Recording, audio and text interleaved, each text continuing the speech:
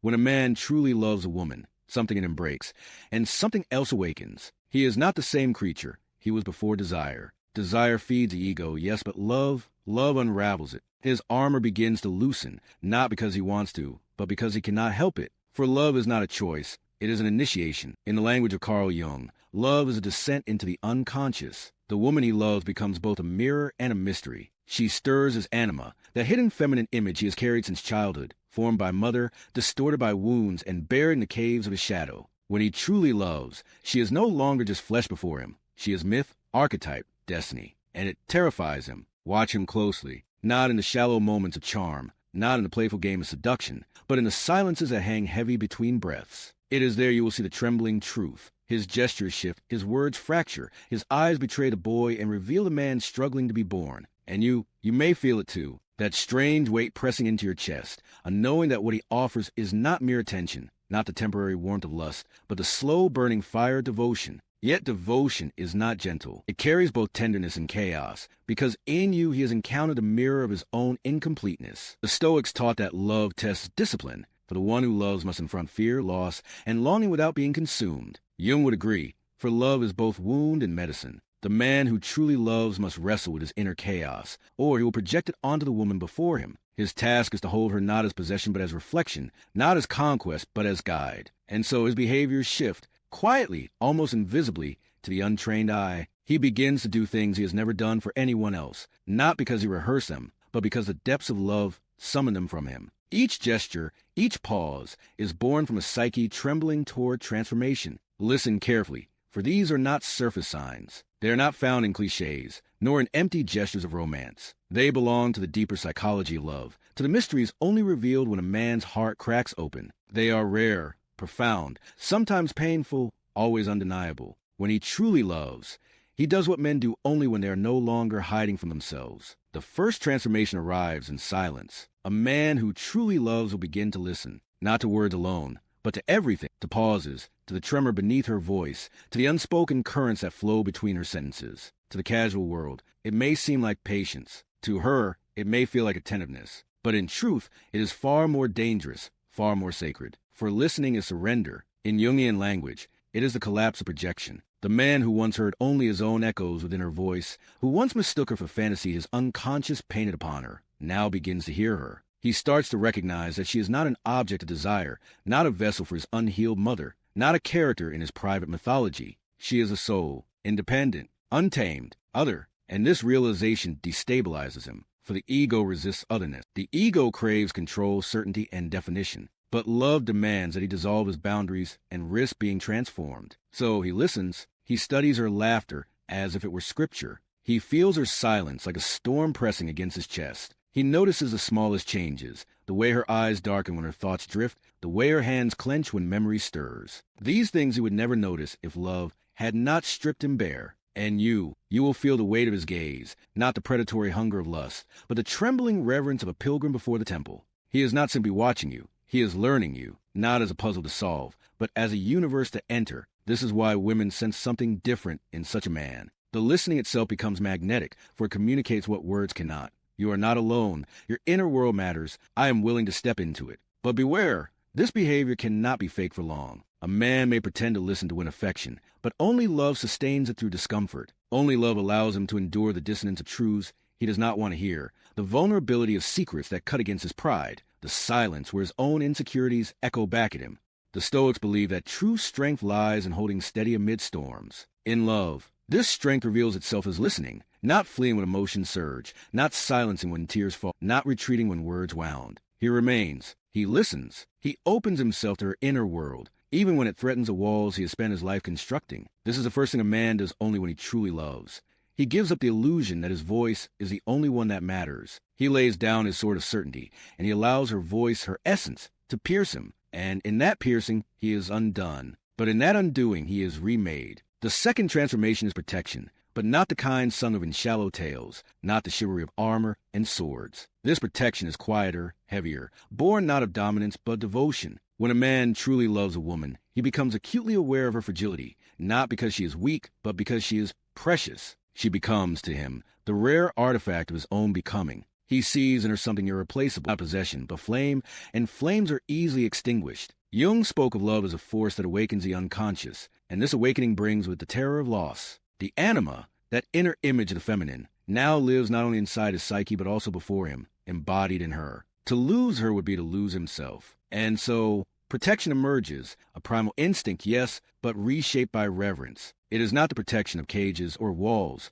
but of presence. He shields her not by binding her wings, but by standing watch as she flies. He knows he cannot control the winds that batter her. He can only be the steady ground upon which she may rest. You will feel it not in his words, but in his gestures. The way his hand lingers at your back in crowded places, not claiming but guarding. The way his eyes flicker to the shadows in the room, scanning for threats invisible to all but him. The way he grows restless when you are wounded, not because you cannot heal yourself, but because your pain cards are wound into him as well. This is no performance. A man may pretend affection, but he cannot fake the instinctive tightening of his chest when he imagines harm finding its way to you. Love awakens in him an almost unbearable awareness that the world is sharp and that you, in all your light, walk through it unarmored. Yet true love demands balance. Without wisdom, protection can decay into possession, care into control. The Stoics remind us what we love is never truly ours, and to cling is to destroy. Thus, the man who truly loves must learn the discipline of protection, to stand as shield without becoming prison. And you, if you watch with clear eyes, will know the difference. For the man who protects from fear will smother you, but the man who protects from love will strengthen you. He will not take away your battles, but he will not abandon you to them. He becomes not the cage, but the fortress wall, not the hand that clips your wings, but the ground that steadies your flight. This is the second thing a man does only when he truly loves a woman. He offers himself as guardian, not because you are weak, but because to him you are sacred, and sacred things must be kept safe. The third transformation is vulnerability. To the outer world, a man wears masks. The Stoic face of composure, the hardened armor of control, the sharpened edges of pride. These masks protect him from shame, from rejection, from the old wounds that never healed. But in the presence of a woman he truly loves, the weight of these masks becomes unbearable. They begin to slip. Jung called it shadow work, the confrontation with the repressed, the wounded, the disowned parts of self. And love is the most merciless mirror, for the beloved sees through disguises. She calls forth the child hiding behind the warrior, the boy concealed beneath the man. So he begins to show her pieces of himself he hides from the world. Not the curated stories of success, not the polished confidence he offers strangers, but the trembling truths, his fears of failure, the ghosts of abandonment, the scars carved by betrayal. And this is not weakness. It is initiation. For a man's willingness to reveal his wound is not a collapse. It is a declaration. I trust you to see me, even when I cannot bear to see myself. You may notice in the way his voice falters when he speaks of his father, in the silence that follows the memory of heartbreak, in the almost childlike way his eyes search yours when words fail him. It is not a performance. It is the unmasking of the soul. But vulnerability is not easy. Many men fear it, for it threatens their identity. The Stoics warned against being ruled by fear of exposure. They taught that true strength lies in mastering the self. In love, this mastery is tested. For only the brave can lay their soul bare before another, knowing they may be rejected, knowing they may not be enough. And you, standing before him, hold the power to either deepen or destroy that courage. If you dismiss his confession, the mask may return heavier than before. But if you meet his vulnerability with presence, if you see him without judgment, the bond between you becomes unbreakable.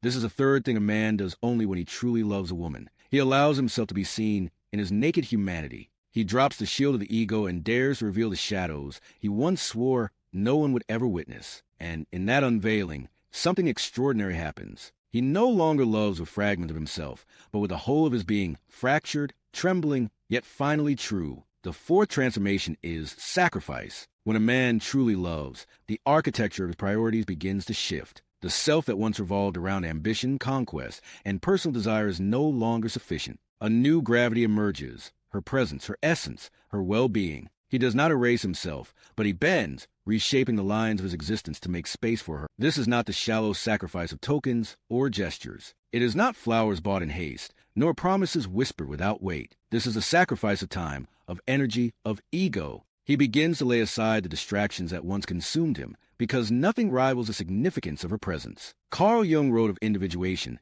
as the process of wholeness, the merging of conscious and unconscious, masculine and feminine. For a man, true love accelerates this process. He discovers that sacrifice is not loss, but transformation. Each choice he makes to honor her, Each desire he tempers to protect the bond is not a diminishment but an initiation into deeper manhood. You may see it in subtle ways. The way he chooses her peace over his pride in an argument. The way he bends his schedule, rearranging the architecture of his day, because her presence matters more than convenience. The way he allows part of himself to die, selfish impulses, careless habits, so that the space between them may live. The Stoics taught that the highest good is virtue, and sacrifice born of love is virtue embodied. It is not martyrdom. It is not self-erasure. It is the recognition that love demands a man to grow beyond the tyranny of self-interest. In his willingness to sacrifice, he declares, "You are not just in my life, you are my life." Yet beware, for false sacrifice can be cloaked in performance. A man seeking validation may give only to be applauded, to bind her in guilt, to disguise control as devotion. But the man who truly loves sacrifices without fanfare. His giving is quiet, often unseen, yet unmistakable in its weight. And you will feel it not in his words, but in the way the space around him changes. His life begins to align with yours, not because he must, but because he cannot imagine it otherwise. This is the fourth thing a man does only when he truly loves a woman. He relinquishes the throne of the ego, not as a servant, not as a prisoner, but as one who knows that real love asks for more than possession. It asks for transformation. And in that transformation, sacrifice ceases to be burden. It becomes devotion made flesh. The fifth transformation is vision. A man who is merely enchanted lives in the fleeting present. He seeks moments, not monuments, pleasures, not permanence. When he truly loves a woman, time itself changes. He begins to see beyond the horizon of his own days, and in that vision, she appears. Jung spoke of the archetypal union of Anima and Animus as the path toward individuation, the discovery of wholeness. Love awakens this instinct for completion, and with it, a man begins to imagine a life not built upon isolation, but upon union. Watch closely. His speech shifts. He no longer says, "I so often." Slowly, subtly, we begin to appear. Future plans that once carried only his signature now bear her presence, like ink bleeding into paper. The journeys he dreams of, the home he envisions, the very way he measures success, all begin to hold her image within them. This is not fantasy. It is not the idle weaving of castles in the air. It is the reorientation of a soul toward legacy. For true love insists upon permanence. It whispers of roots, of foundations, of continuity that stretches beyond the fragility of flesh. And you will feel this not in grand declarations, but in the quiet ways he anchors you into his tomorrows. He introduces you to the pillars of his world, family, friends, mentors, not as a fleeting presence, but as one who belongs. He speaks of seasons yet to come, of places yet unseen, as though your presence there is unquestionable. The Stoics believe in preparing the soul for what lies ahead, for a life aligned with virtue is one lived not just for the present moment, but for the greater arc of destiny. In love, this becomes vision. The man who truly loves is not content to merely hold her now. He must weave her into what will be. But vision carries danger as well. For some men, the future becomes a trap. Promises spoken without weight, fantasies drawn without the willingness to build. Yet, when the love is real, his vision is not only spoken, it is enacted. His choices begin to curve toward permanence, his actions laying bricks beneath the dreams he shares. This is the fifth thing a man does only when he truly loves a woman.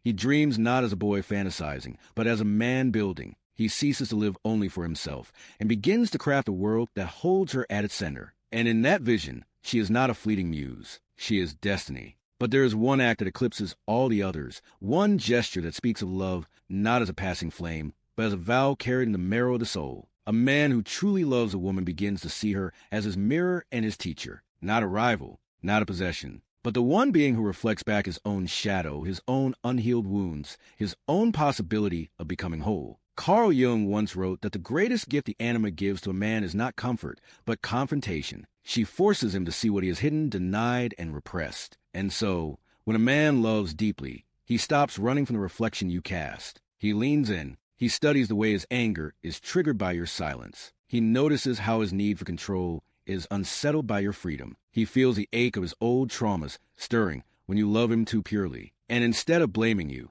he begins to take responsibility. This is the secret alchemy of true love. The man who is devoted to you will not simply worship your beauty or your warmth. He will allow your presence to burn away the illusions he has lived by. Your relationship becomes a crucible where his ego cracks and his soul expands. You will see it in subtle ways. He no longer defends his every mistake with pride. He admits when he is wrong. He no longer flees when conflict arises. He listens, even if listening shakes him to his core. He no longer treats intimacy as a prize to win, but as a mirror in which to find himself. And for you as a woman, this is the ultimate revelation. His love is not stagnant. It is transformative. He does not just give you affection. He gives you his willingness to die to his old self, so that something new, stronger, and truer can be born between you. In those moments when his defenses crumble in your presence, you will know this is not a man playing a role. This is not infatuation wrapped in temporary devotion. This is a man who has chosen the path of individuation through love. And in doing so, he has chosen you as the sacred catalyst of his becoming. Because a man may desire many,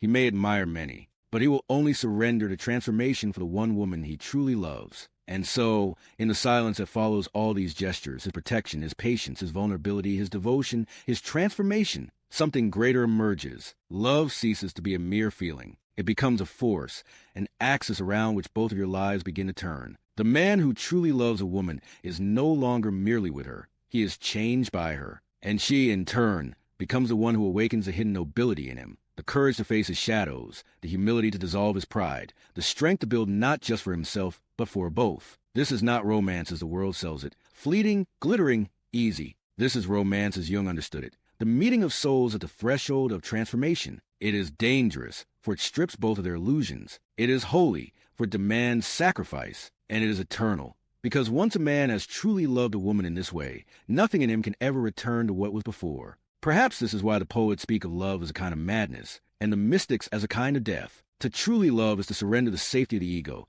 to step naked into the unknown, to allow another become the mirror in which all your fractures are revealed. Most men will flee this. Some will play at love without ever entering. But the rare man, the man who has found his reflection in the depth of a woman's eyes, he will stay. And if you are that woman, you will know, not because he tells you endlessly, not because he dazzles you with grand gestures, but because his soul leans toward yours like a flower bending to the sun. His actions, quiet yet unwavering, will become the poetry of his love. And in that recognition, you too are transformed. For the woman who is truly loved does not remain who she was. She becomes the embodiment of the feminine archetype, the muse, the healer, the beloved. She becomes a sacred ground on which love writes its eternal story. This, then, is the final truth. A man who truly loves a woman is not simply loving her. He is also loving the part of himself he never knew existed until she called him forth. So remember, when his love feels different, when it feels heavier, deeper, more alive in words can hold, you are not imagining it. You have become the axis of his becoming. You are the one woman for whom his soul has chosen to awaken. And that is the rarest thing of all. If these words stirred something deep within you, if you recognize yourself in the mirror of this truth, then do not let the moment pass in silence. Subscribe so that this journey into the hidden realms of love, psychology, and the soul may continue to unfold with you. Share this video with those who need to be reminded that true love is not a game, but a transformation. And leave your voice in the comments below, not as noise, but as a confession, a story, a truth you have carried within you. For in speaking, you awaken others. In sharing, you become part of a collective awakening. And together, we bring light to the mystery of love, a light that does not burn out, but deepens endlessly. Because love, when it is true, is never just his or hers. It is ours. It belongs to the human story itself.